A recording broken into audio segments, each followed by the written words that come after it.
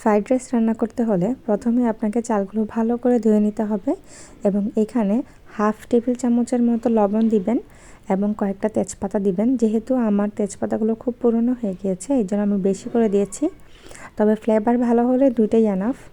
এবং এখানে আমি অল্প পরিমাণে সয়াবিন তেল অ্যাড করেছি আর অল্প একটু গরম পানি দিয়ে দিব। আমি সবসময় যে পট দিয়ে চাল নেই ঠিক তার ডাবল পরিমাণ পানি দিয়ে থাকি। যেহেতু এখানে আমি 70% সিদ্ধ করব, তাই আমি ডাবল দিব না, একদম সমান সমান পানি দিব। 2 পট চাল নিয়েছি, সেজন্য আমি এখানে 2 পট পানি দিয়েছি। চালগুলোকে এখন আমি আলাদা একটা জায়গায় রেখে দিয়েছি এবং বড় একটা কড়াইয়াতে আমি হাফ কাপ পরিমাণ তেল নিয়েছি, সয়াবিন তেল। এখন এখানে আমি এক এক করে দারচিনি, এলাচ এবং তেজপাতা সব কিছু দিয়ে দিব, সুন্দর একটা ফ্লেভার আসবে। তারপরে এটাতে দিয়ে দিলাম আমি 2 টেবিল চামচের মতো পেঁয়াজ বাটা।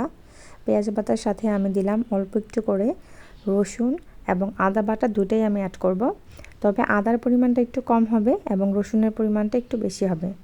রসুনটা আমি 1 টেবিল চামচ ভরে দিয়েছি এবং আদাটা আমি হাফ টেবিল চামচ দিয়েছি।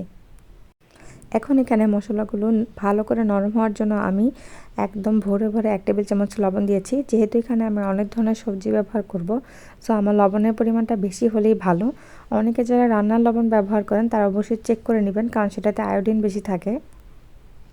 এখানে সবজি হিসেবে আমি ফালি করে রাখা পেঁয়াজ দিয়েছি। এখানে আমি 2টা বড় বড় পেঁয়াজ নিয়েছি।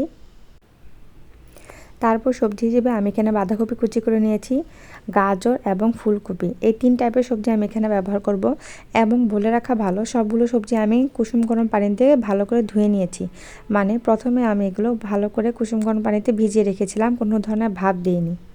সবজিগুলো যদি আমি সিদ্ধ করতাম তাহলে সবজির কালারটা নষ্ট হয়ে যেত, সেজন্য আমি সবজিগুলো গরম পানিতে ভিজিয়ে রেখেছিলাম। সেক্ষেত্রে সবজির যে উপরের ময়লাগুলো বা ফুলকপির ভিতরে যে পোকামাকড় থাকার একটা সম্ভাবনা থাকে, সেগুলো সব ভালো করে ক্লিন হয়ে যায়। হাফ বাটির মতো পেঁয়াজ কুচি আমি আলাদা করে রেখে দিয়েছিলাম।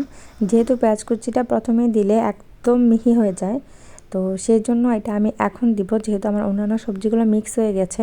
সো এইটা এখন দেওয়ার পর এটাও মোটামুটি একটা আকারে থাকবে। সো এটা দেওয়ার পর আমি একটু সয়া সস দিচ্ছি। সয়া সসটার পরিমাণটা 2 টেবিল চামচের মতো হবে। সয়া সসটা খুব ভালো করে মিক্স হয়ে যাওয়ার পর আমি এখানে টমেটো সস দিয়ে দিচ্ছি। এটা আসলে আপনাদের টেস্টের উপর ডিপেন্ড করে। আমি এখানে 1 টেবিল চামচের মতো টমেটো সস ব্যবহার করেছি। 3টে ডিম এখন আমি চামচের সাহায্যে খুব ভালো করে ব্লেন্ড করে নিব। এখন ডিমটা আমাদের সবজির সাথে অ্যাড করার পালা এবং ডিমটা সবজির সাথে দেওয়ার পর খুব ভালো করে খুব নাড়াচাড়া করতে হবে, নতুবা কিন্তু এটা নিচে লেগে যাওয়ার একটা সম্ভাবনা থাকে। সবজিগুলো খুব ভালো করে মিক্স হয়ে যাওয়ার পর আমি এখানে হাফ টেবিল চামচ কাঁচামরিচের পেস্ট দিয়ে দিচ্ছি। আমি একটু ঝাল খাবো, সেই জন্যই এটা অ্যাড করা। আর এখানে আমি ফ্রাইড রাইস রান্না করার জন্য একটা প্যাকেট মশলা ব্যবহার করেছি।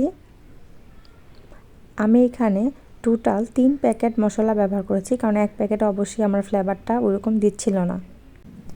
সো আমার রাইসগুলো এখন এগুলোর সাথে ভালো করে মিক্স করে আরও কিছুক্ষণ রান্না করতে হবে, যেন রাইসগুলো আরেকটু নরম হয়ে যায় এবং সবজিগুলোর সাথে খুব ভালো করে মিক্স হয়ে যায়।